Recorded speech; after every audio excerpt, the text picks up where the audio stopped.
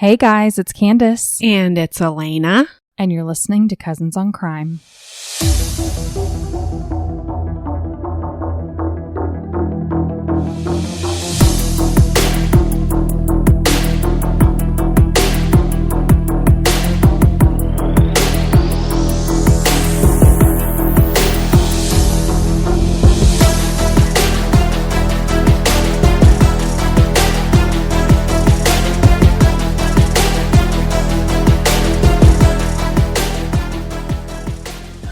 Hey, you made it here safe. I did. There were like a few patches of ice where the bridge was kind of like blocking the sun from the road. Oh, okay. But yeah. So you went over the bridge?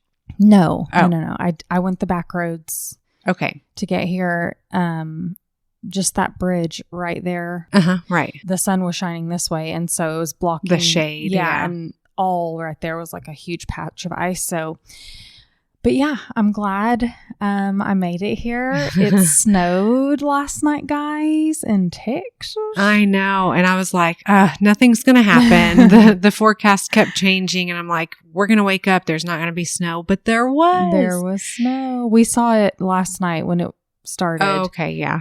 Daniel, of course, was tracking it. You know, he's been on his phone. Now it's saying 0.4, inches. Yeah. Now it's saying it's going to be Sunday. Now it's saying we're not getting snow. Now it's saying we are. He's been obsessed. It was so back and forth. I was just like, really I'm going to go to sleep. They kept changing it. And anyway, so I want to say about 10 o'clock last night, it started snowing. Yeah. Where we were anyways. Yeah. No, yeah. I fell asleep about 10 o'clock, so I couldn't tell you. Well, aren't you a good little girl? Well, I was tired from doing nothing all day. No, I went to church, went out to eat with some church peeps, and came home and did nothing. Oh, I watched the terrible Cowboy game. I'm not going to talk about that. Yikes. Did Daniel watch it? There were profanities. Oh, no. There were slamming of doors and throwing of things. Yeah.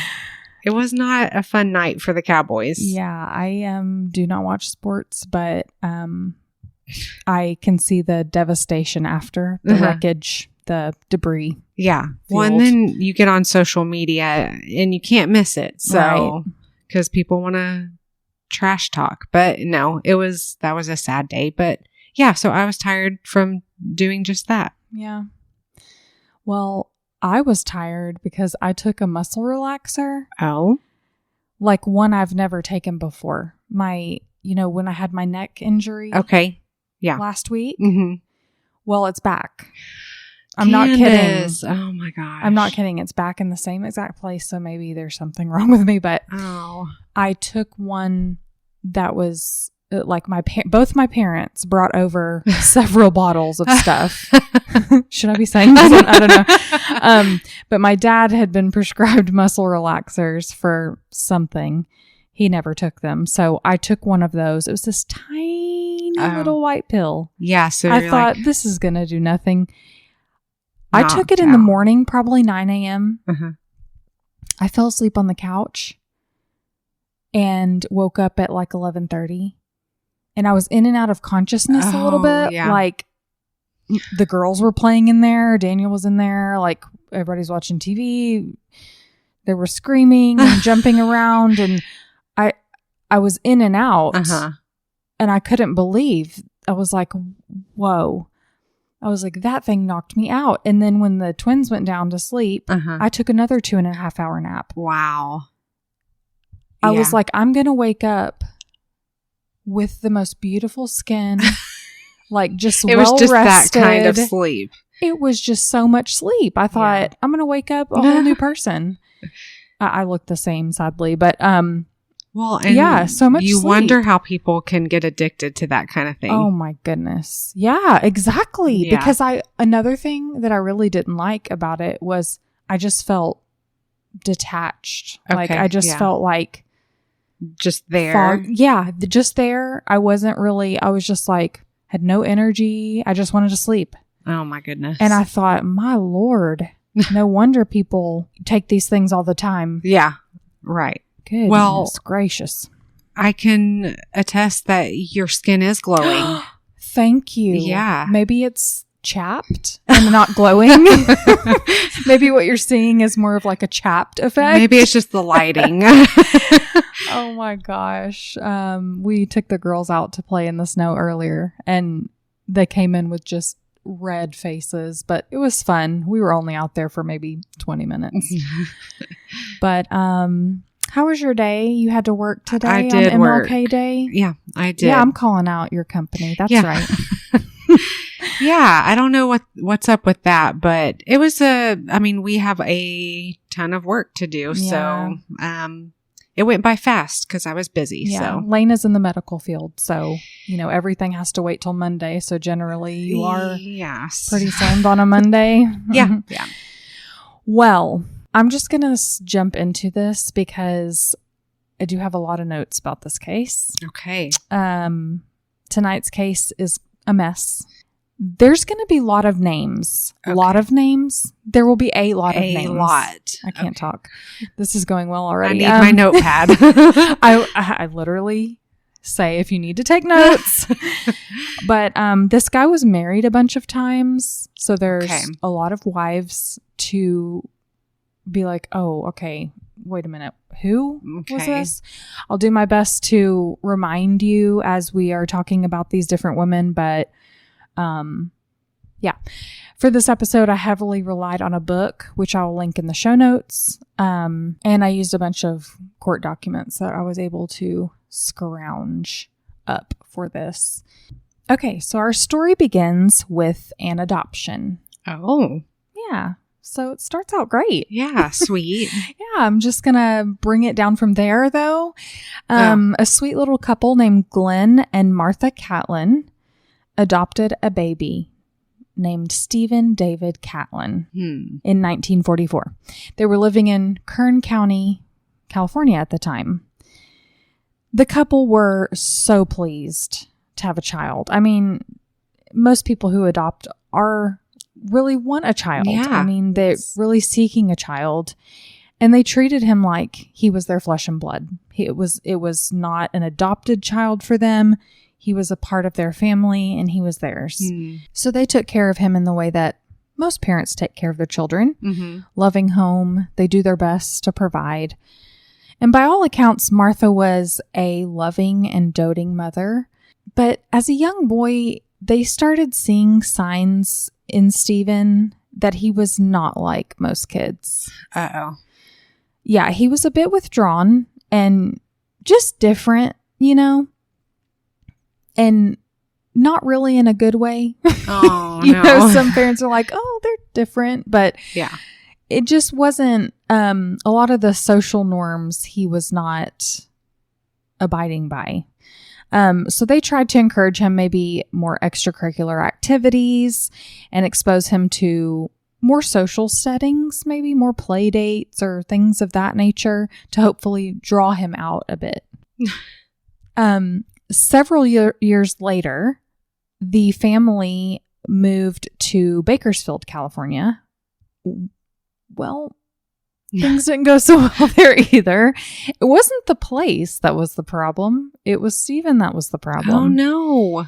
He was now in high school and he became more and more resistant to rules and displayed complete defiance for most social norms, as I said earlier. And his parents just didn't know what to do at this point. Right. No punishment was working for him. No reward or, anything like that. Any kind of system that, us parents have in our back pocket. It just wasn't working. He didn't care. He was skipping school and eventually he just dropped out and stopped going altogether. Okay, sounds good. Yeah, but it wasn't like he was like, oh, I just want to be an adult. I want to get out there, get a job and just be independent. No. He didn't want to work. Yeah, no. He didn't want to work. He didn't want to do anything. This was his world and we're just all in it in his way. Yeah.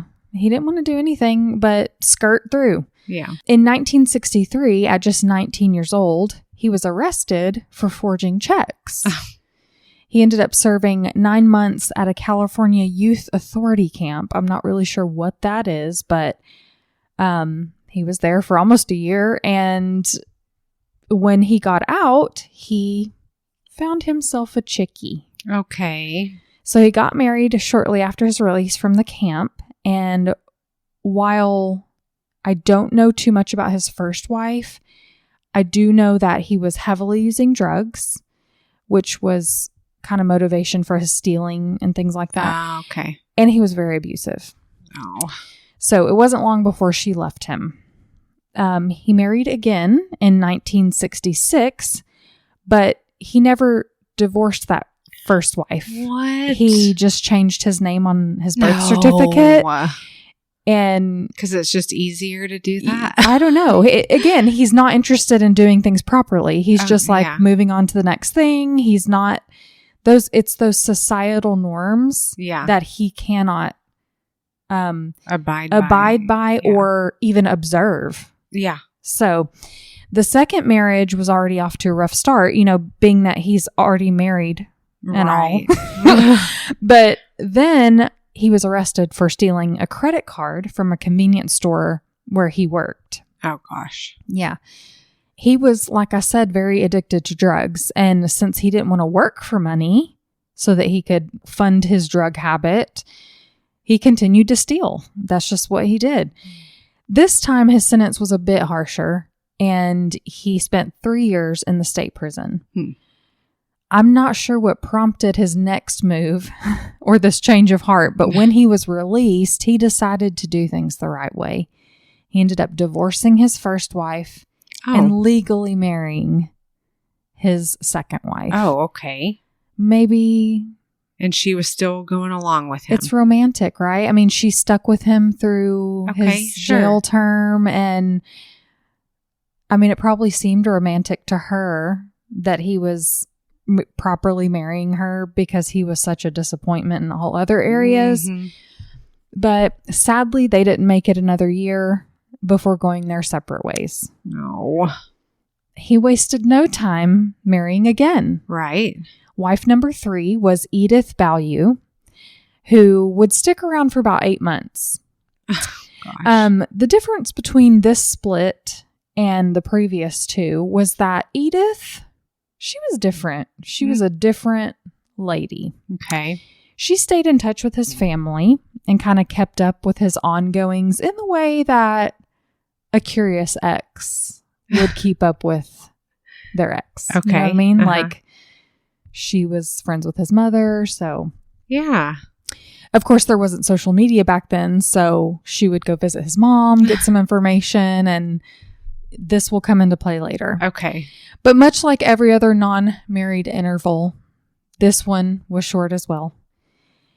And if you know your serial killer criteria, psychopath checklist, this is one: multiple marriages.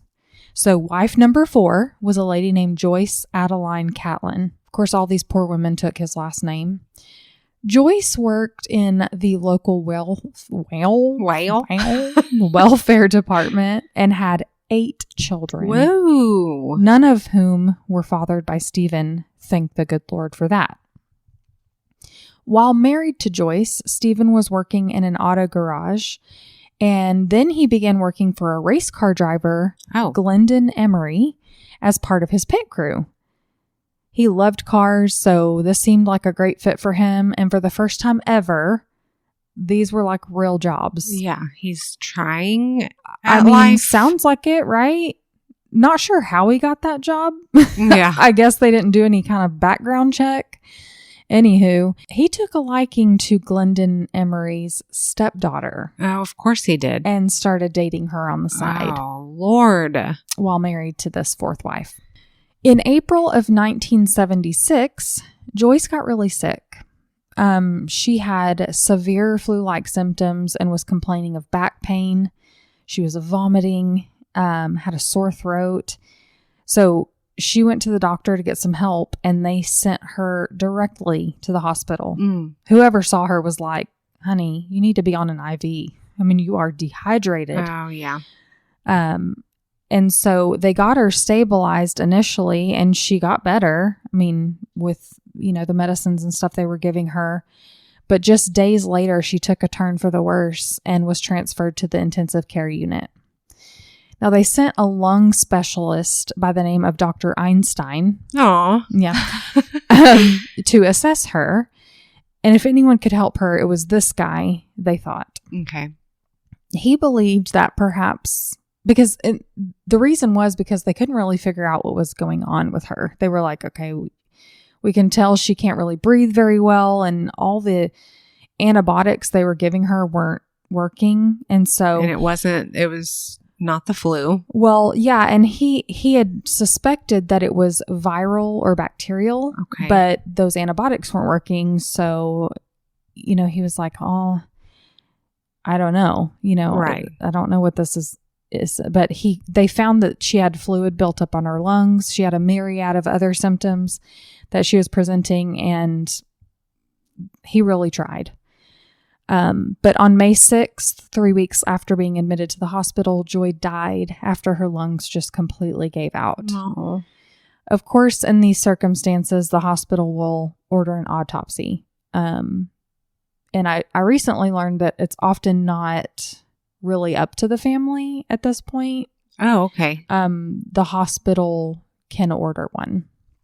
So the pathologist, Dr. Bruce Swinier, noted that she had gross pulmonary fibrosis, which is a condition where the lungs develop massive scarring and they're unable to perform the exchange of oxygen and carbon dioxide properly. And after Dr. Swinier examined her extremely heavy lungs, he found no indication of viral or bacterial infection in there, as they previously thought, that would have been responsible for her death. He listed her cause of death as acute respiratory failure due to unknown microorganisms. Okay.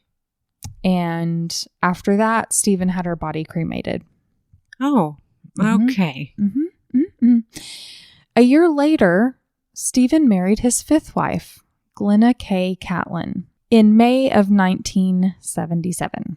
They moved to Fresno, where he took a job at another auto garage. They were actually really impressed with him. Oh, okay. They were not wearing their glasses or anything else to aid them in all of their senses that day. He was putting on the charm, I guess. But they were impressed that he used to work in a pit crew for that race car driver. So, I mean, they really were like, whoa, you. And he actually pretty soon became a supervisor, and he was responsible for managing like 40 employees there. Oh, goodness. Yeah, I mean, serious stuff. Like, I mean, it wasn't just one of these things, but this is looking good for him, right? Yeah. Like, but as you know, things would not be picture perfect for him for very long, because his dad died suddenly, October 28th of 1980. Oh. Now, his autopsy revealed that his lungs were filled with fluid, so his death was attributed to his lung cancer. Okay. So he had lung cancer at the time of his death, but reports indicated that he died suddenly because he wasn't sick when he died. He wasn't in poor health like people with cancer deteriorate. He just died, and, he seemed to be coping with the illness well at the time. Stephen ordered his father's body to be cremated, and he did inherit a bit of money, though I wasn't able to find out how much it was. It may have been a little, it may have been a lot, but whatever it was, Stephen blew through it pretty quickly. And he was back to square one, being a broke loser. Yeah. It is said that Stephen had expensive taste, which makes me laugh because, like, where do you get off? Yeah. He's the type of guy where if he had just $100 to his name, he would go out for a steak dinner. Okay, yeah. And put on a show, and instead of like using that for bills or whatever he needed to use. So he still had this job at this auto garage. He was managing employees. Everything was going fine. He wasn't satisfied, obviously, with how much he was making. Mm-hmm. It was probably more than he ever made Yeah. in his life, but of course, can't be tamed. It was going okay until some of his employees noticed that some auto parts were going missing. Oh. At first, they probably just thought things were being misplaced. I mean, auto garages are not the most organized places. Well, and if you have a lot of employees there, Yeah. I mean, anything can be moved around. Well, sure. And I hope that doesn't offend anyone, but like if you're working on a car and you just set a wrench down and, you know, like it gets kicked or, you know what I mean? Yeah. Like at first they probably thought nothing of it until it became like this pattern. And it definitely was ongoing, they could see. And they weren't stupid. You know what I mean? They're like, okay, now I definitely know I put that there and it's gone. And it's not like there's cameras to Right. watch. Back in that day, of course. Shortly after the theft began, management conducted a routine background check on several employees. They were like, all right, this sums up. And they discovered Stephen's unsavory past. Oh, my goodness. Not sure why they didn't do this background check when he was employed, but they didn't. So they ended up letting him go. Actually, reports say they forced him to resign, which same thing. Mm-hmm. And they didn't press charges. So they're like, let's just wash our hands of this guy. They were like, yeah. So he was on his way. He was probably feeling pretty proud of himself for skirting the law. However, without a job, Stephen was feeling this financial pressure again. He had blown through all of his inheritance that he got from his dad. You know, whatever he stole from this place, it was gone and of no use to him. And this would push him to the point of desperation. So February 17th, 1984, Kay, his wife, traveled with her mother to Vegas on a little mother-daughter trip. And they were really excited. I mean, they'd been planning this for a while. But shortly after they arrived in Vegas, Kay started feeling really ill. I mean, so ill, in fact, that they returned to Fresno. No. I mean, it was so bad. She wasn't like, oh, I'll just take a nap and feel better. It was like so violent. She had to go home. Oh my gosh. So they returned the same day. And that should tell you how sick she was right there. She went straight to the hospital when she got back to Fresno and they admitted her. Mm-hmm. That's how bad she was. Doctors found that she had fluid on her lungs, but they couldn't really make sense of what was really wrong with her. And as they're still running tests and trying to figure out what exactly could be wrong, she died March 14th. Oh. Yeah. Same story, different wife. Exactly. And in true Stephen fashion, he ordered her cremated. Gosh. Now, Kay's remains weren't even scattered to the winds yet before Stephen was already engaged to someone else, a lady named Carol Johnson.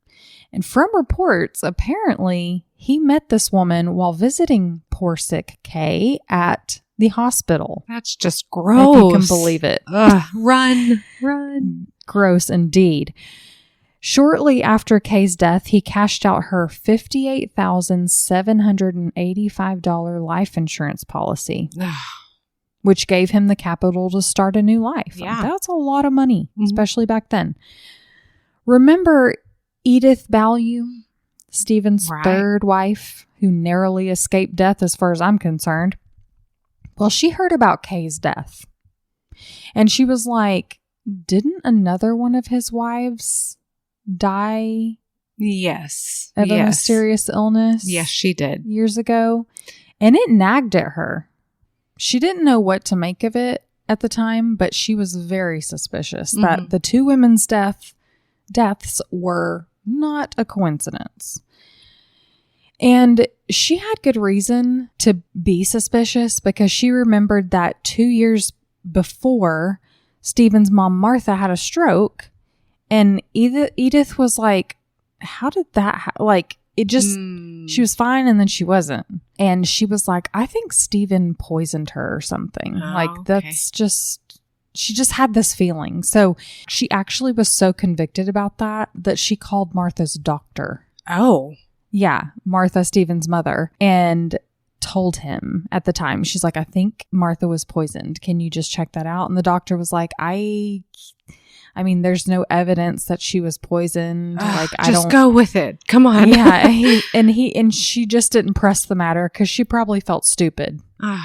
She probably felt like she was sticking her nose in where it didn't belong. Now, all the hairs on her body are probably standing at attention, and she's doing everything in her power to fight this urge to report her suspicions again. Okay. Right?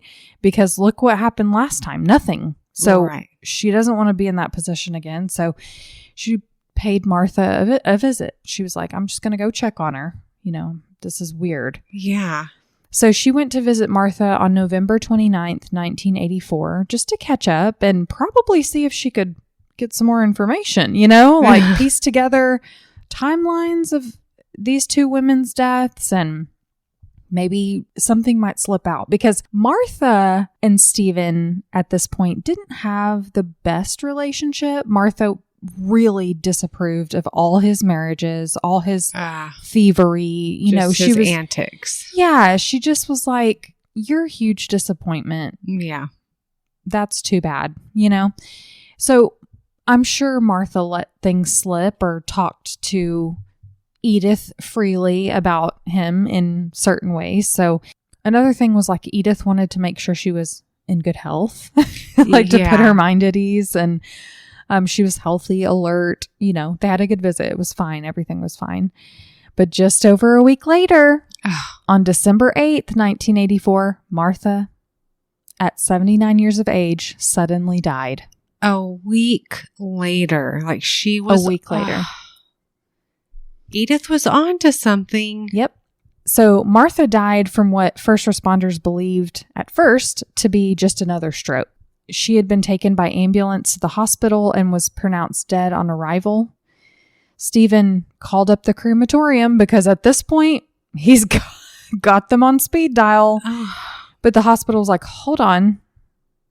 We think she died of a stroke, but we need to confirm that with an autopsy. Yes, please. So chill. And it was so good that she was taken to the hospital because they were able to do that. I think that had she been pronounced dead at her home, maybe. Okay. This wouldn't have taken place. An autopsy would not have been performed. The pathologist who performed her autopsy gathered tissue samples for analysis. Meanwhile, you've got Edith over here going, excuse me? Yeah. I was just with her. I was literally with her last week and she was fine. And she's like, that's it. I'm calling the authorities. Like, yes. I'm not beating around the bush any longer. Good on you, Edith. She went straight to the sheriff and told him, I was married to Stephen. Here's what's been going on the past several years. She outlined how two of his wives died of a mysterious illness that nobody could figure out what it was. And now his mother's died a week after she's seen her in perfectly good health. Wow. And she's like, look, I think he's responsible for their deaths. I think he's poisoning all of them. And I'm begging you to do something. Mm-hmm. So the police followed up with Mercy Hospital, where Joyce died. Joyce, remember, is his fourth wife who died back in 76. Mm-hmm. But at this point, what evidence could they possibly have? She was cremated. Right. Right? Well, someone at the hospital who deserves a pay raise, as far as I'm concerned, saved some tissue samples before she was cremated. Good job. And they still had them. I am so impressed. Yes. Wow. You see, doctors were really suspicious when Joyce died. However, it was 1976 and certain toxicological, tests were not available. But they were very curious because they were like, this doesn't seem right. It doesn't seem natural. So they were like, we're going to hang on to these tissue samples and hopefully technology will, in the near future come about and we can analyze these. Wow. And that was years that it went by. Yes. But in 1976, they didn't just retain those tissue samples. Dr. Einstein, remember him, living up to his name, he sent a sample to a professor friend of his who was an expert in lung pathology. shortly after Joyce died. He's like, I want you to take a look at this and tell me what you think. This all happened right after Joyce died, by the way. Okay. Okay. This Dr. Kilburn examined the samples taken from Joyce's lungs and noted that the amount of fibrosis that nearly destroyed her lungs was not caused by anything naturally occurring. So they knew that it was a chemical. He's like, I know it's a chemical. Like, I've seen this, Well, there just so happened, it's like God had arranged all this. There just so happened to be a visiting professor that was an expert in paraquat poisoning. He was visiting the their university, and Dr. Kilburn said, hey, can you come look at this real quick? I just got these from a colleague of mine. So he took a look at the slides, and he said it looked perfectly like paraquat poisoning. He's like, that's exactly what it looks like. Now you're probably thinking, why didn't they go to the police? That's exactly what I'm thinking. Back in 76? Well, Dr. Einstein said he did bring it to the attention of the district attorney back in 76, but nothing happened. Girl. Then, so it turns out that around that time, Edith also raised suspicions after Joyce died, and an investigator, Skinner, was assigned to follow up on the allegations, and he did nothing of the sort. Oh. So it just seems like the police wanted proof from the doctors, but they didn't really ask for proof from the doctors. And it just kind of was like, okay, yeah, we'll follow up on that. And it wasn't done. Yeah. Oh, as frustrating as all of that is, finally, the police are involved now. Yeah. One more person had to die for it to. 2 more people. Well, true. Okay. Yes. So the police are involved now, and the remaining lung tissue samples were sent off for forensic analysis now. It's now November 1984. It wasn't just Joyce's tissue samples that were sent off, though. Martha's were also. Things were coming together here. Yeah. Each of the labs found that both Joyce and Martha's toxicology showed paraquat poisoning. Interesting. Now, paraquat is not an exotic fruit, like it might sound. It is a weed killer. It's actually so lethal that it's been banned in 24 countries, starting with Switzerland back in 1989. Oh. Yeah, Switzerland knows what's up. Now, there have been publications linking its use to Parkinson's disease and other serious health concerns. Holy moly. But unsurprisingly, we still use it in the U.S. However, not just anyone can buy it now. They've put big restrictions on it, and you have to be like a commercial agriculturist or have a license in, So it's not just like at Lowe's? It's not at Lowe's. No, you cannot buy it from Lowe's. It has to be like purchased. You have to have a license for commercial use. Okay. Now they actually have something to call these suspicious deaths, and they're poisonings, right? Yeah. And now they need to connect the dots. They had a suspect in mind, none other than Stephen Catlin, and it wasn't just his proximity to the victims that was of interest. Right. He was gaining financially from their deaths. So a search warrant was executed on Stephen's home. And guess what they found in the garage? Paraquat. A bottle of paraquat. I mean, it was as bright and shiny as a hiney during a diaper change. It was there in full force. Okay.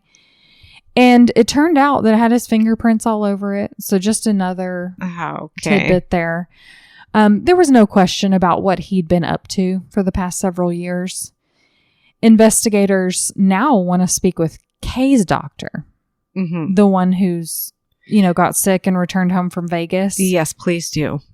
And luckily, they had taken tissue samples from Kay's body at autopsy. Way to go, guys. This is one of those stories where it's like everybody was, let's not talk about 76 after Joyce died, but like now people in the hospital were doing their due diligence at least. But those were also sent off. Okay. And determined to have paraquat poisoning. Shocker. No surprise there. While all this is going on, all these puzzle pieces are being put together, Stephen married again. No. This is marriage number 6, if you're losing count. But they wouldn't make it to the honeymoon phase. No. Because he was indicted on 3 counts of murder on December 23rd, 1985. Okay. For the deaths of Joyce, Kay, and Martha Catlin. Let's talk about trial. Mm-hmm. I don't know why he was tried for the murders in the way that he was. Maybe because it was the most recent and they had more overwhelming evidence, but he went on trial for Kay's murder first. Oh. And that trial began in May of 1986. Now, experts testified about the possession of paraquat in his garage, the multiple affairs Stephen had while married to Kay, and his lust for money. And I'm going to get into the nitty-gritty in the other trial because they were very similar, evidence-wise. For Kay's murder, he was found guilty and sentenced to life in prison. Now, he was tried for Joyce and Martha, wife number 4, and his mother together. Okay. He was tried for both of these murders at the same trial. So at that trial, the pathologist who performed the autopsy, Dr. Swinyer, testified about the state of Joyce's lungs at the time of her death. Dr. Einstein, his buddy, Dr. Kilburn, the one who he sent the samples to back in 76, they both testified to their examination of the tissue samples and their suspicions of paraquat poisoning back then. Now, there was also a clinical toxicologist with the Chevron Environmental Health Center that described to the jury just what exactly paraquat poisoning was. And I'm going to read you an excerpt from the legal document from the Supreme Court of California. So it said, quote, initially, the patient experiences a burning sensation in the mouth, and then after about 12 hours develops symptoms such as nausea, vomiting, and diarrhea. These symptoms may persist for a few days, but by the 7th day after ingestion, the patient may feel somewhat better. Some kidney impairment may follow, but normally is resolved after about 14 days. The lungs become affected about a week after ingestion, and by the 3rd week, they typically are so fibrotic that they cannot function. He noted that consistently with these typical stages, Joyce experienced vomiting and other gastrological symptoms for about 7 days and then developed some kidney dysfunction. As that resolved, she complained about shortness of breath, and x-rays disclosed some markings of the lungs and edema. End quote. So her lungs then continued to deteriorate, and that's what happens with paraquat poisoning. They suffer so badly because they have so many different symptoms, and they seem to all get better, but the lungs are what gives out in the end. Oh my gosh. Yeah, it's really sad. The prosecution didn't present much direct evidence about how the poison might have been administered, but there was testimony about a party that he had attended with Joyce right before her symptoms began, where she had clearly been drinking, and I think there was insinuation about he may have dosed her drink at that time. Probably the most damning evidence, though, for possible mode was that Stephen brought her a milkshake to the hospital. Oh. He's like, I'm going to make sure you ain't going to live. Right. And she took a turn for the worse not too long after that. Wow.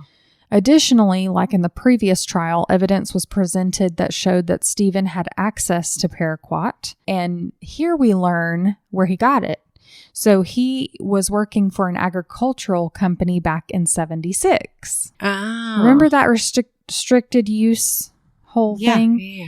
Well, he was able to get his grubby little hands on it when he was employed there. He even talked about it with other employees or people he knew that he had it in his garage. He even cautioned Joyce's son and said, don't go in the garage because there's really poison in there and it'll kill you. And, just stuff like that. He just kind of flaunted it.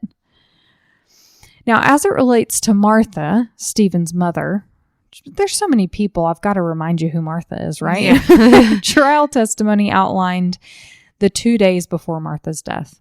So on December 6th, remember she dies on the 8th. December 6th, 1984, Martha called her friend Anna to take her to the doctor because she was seriously ill. So Anna said that Martha had purple lips and dark circles under her eyes. She wasn't getting her oxygen. Terrible. Yeah. So she took her straight to Dr. Sproul, who was her primary care doctor. He said, well, here's some penicillin. No. Come back tomorrow. I'm not kidding. Lena's left the room. She's gone. So Anna called Stephen and said, you really need to come down here. Like your mom's not doing well. She's very sick. Now, Stephen lived in Fresno, remember, at the time. His mother lived in Bakersfield, and this is about an hour and a half away. Okay. And he was like, oh, well, I can't come. I just can't come. I don't know what he was up to or what he was doing, but he made some excuse that he couldn't come and take care of her. And actually, Anna couldn't stay with her that night for whatever reason. So the next day, Anna came back and took Martha back to the doctor because she was not doing good. She could see that she was getting worse. And she's like, what? This penicillin is not helping. So he sent her home again. The doctor. The doctor sent her home again and was like, sleep it off. I don't know what to tell you. I don't know what he said, but oh my God, this doctor. Like, I have no words. I guess Anna stayed that night with her because she found Martha dead at 5:30 a.m. on December 8th.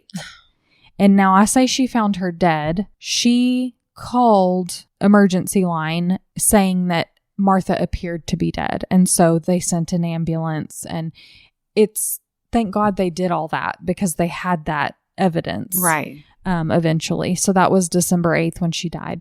Now, the pathologist who conducted Martha's autopsy, Dr. Dollinger, concluded that she was poisoned after receiving the toxicology reports. Many of the same doctors that testified about Joyce's demise also spoke to Martha's death. And why not? They were the same, right? Yeah. The state alleged the victims were not only killed in the same way, they were killed for the same reason, which was the financial gain. Stephen didn't exactly clean up when Joyce died, but her life insurance policy did pay off one of their cars, which I think was like $6,000, almost $7,000. And he got an additional $7,000 payout. I mean, he doesn't care that it's not a lot. He's just scraping by through life. Right. That's the thing is some people would be like, oh, you wouldn't kill someone for $7,000. No, you wouldn't kill somebody for $7,000, but someone with that pathology, oh yeah, they don't care. They're like, oh, it's $7,000. I'm going to and then I'll commit my next crime, Yeah. He was the sole beneficiary of his mother's estate. And though I couldn't find what that was worth to him, he and his mother actually had apparently withdrawn a large sum of money from her bank account a month before she died. That was supposed to be a down payment on a house for her in Fresno. You see, he had been like, why don't you come move up here so that, I can take care of you and it's not so far. And he kept that money. Of course. He never put any down payment on a house for her. He didn't plan on it. Now, fun fact here, just a little insert. There was a psychologist by the name of David Kirshner. He did a case study on Stephen in his 2006 book, Adoption, Uncharted Waters, and suggested that Stephen poisoned his adoptive mother, Martha, because his biological mother took her own life via poisoning. And he knew this? That was in his book. So I didn't see anywhere else that it was reported.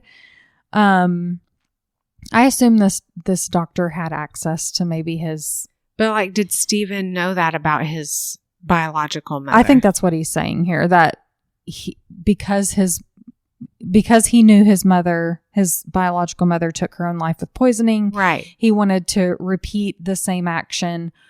I'm not a psychologist, but I can't fully agree with it. I don't agree. He may have gotten the idea from her to, right. but Martha was not his only victim. So yeah, this guy seems a little bit like Freud to me, mommy issues type of thing. But anyway, I thought that was interesting because it was just another piece to his past, that his mother had taken her life with poisoning. Anywho, the jury was actually not informed of the murder conviction for Kay in this trial when they went off to deliberate. But they did learn about it at the sentencing phase. Oh. So on June 5th, the jury found him guilty of both murders. And the next day, they recommended life without the possibility of parole for Joyce's murder and death for Martha's murder. And the court imposed both sentences. Now, Stephen's attorneys motioned for a new trial about a month later, which was denied. Mm-hmm. And he actually didn't appeal the verdict until many years later in 1998. He'd gone through like a couple of attorneys at that point, and I guess that maybe drew things out a bit. But the verdict was upheld. In August of 2000, he filed a writ of habeas corpus, which, if you don't know, basically protects you from wrongful imprisonment, which it doesn't seem like an appropriate thing, like petition to file, because he killed 3 people. So you're definitely not falsely imprisoned. But I think he was just grasping at straws. I was just about to say that. He was grasping at straws because before that he filed a writ of certiorari, which basically is asking for the higher court to take another look at the trial. I mean, the case. Oh, okay. So that was denied, and he's like, okay, I'll try the habeas corpus writ. Mm-hmm.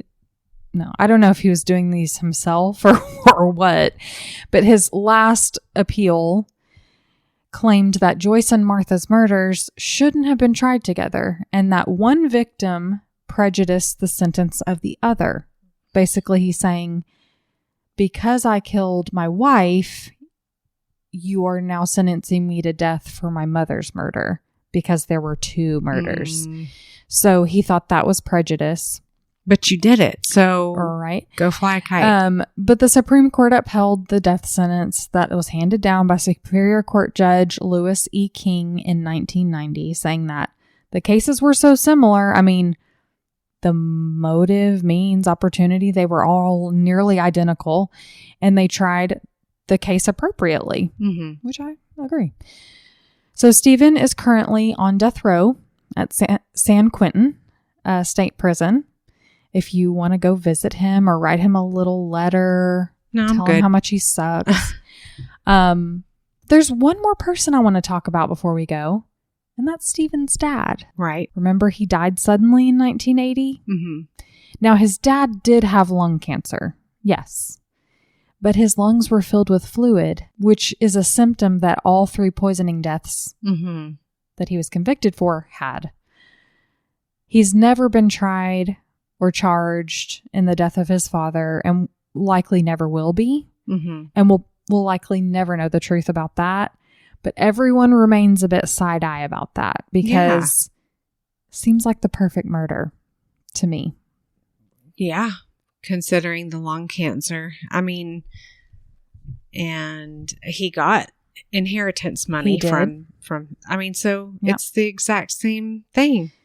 Yeah. So in my opinion, it was like the perfect murder. Yeah. Because by all accounts, his dad was not sick. His dad was not on his deathbed. As cancer usually works through someone's body, they generally deteriorate, and he was not. That just wasn't the case. Right. All reports say he died suddenly. So I particularly think that it was the perfect murder. So. Yeah, and I'm assuming doctors didn't save any of his tissue to test. I didn't see any anything about an autopsy for him. Yeah. I think it just seemed like he died of cancer and that was it. Goodness. Yeah. And the last thing I'll say before we close, like they say in church, let's bow our heads. The last thing I'll say is, oh, you know what? I didn't look up the name of this movie. Hang on a second. This case was featured in a TV movie starring Harry Hamlin, a.k.a. Mr. Lisa Rinna, if you watch The Real Housewives of Beverly Hills, which I do.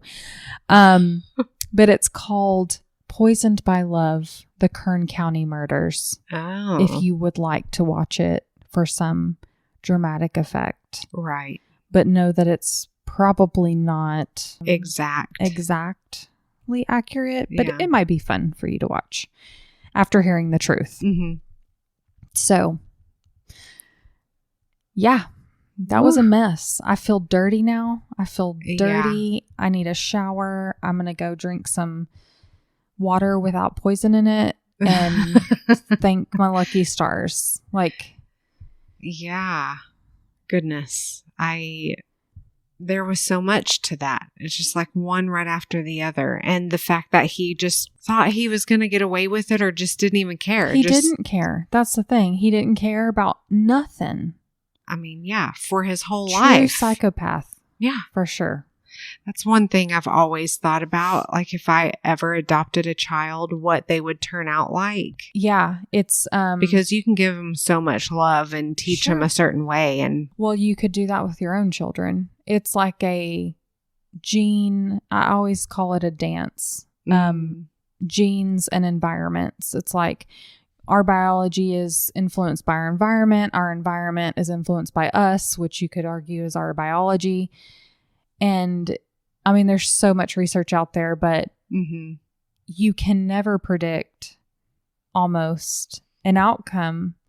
You can have a loving home. Yeah. But if someone's a psychopath, they're going to be what they're going to be. Yeah. There's like no helping that. They're going to turn out the way they do. Yeah. Yeah. It's so interesting. I could talk for another hour about this subject, but we won't bore you. I'm going to start a whole nother podcast so I can just talk about that. Let me just say one more thing about even siblings who are raised in the same environment turn out differently. Oh, very differently. You can raise them the exact same. Same biology, same environment, two totally different outcomes. Oh, yeah.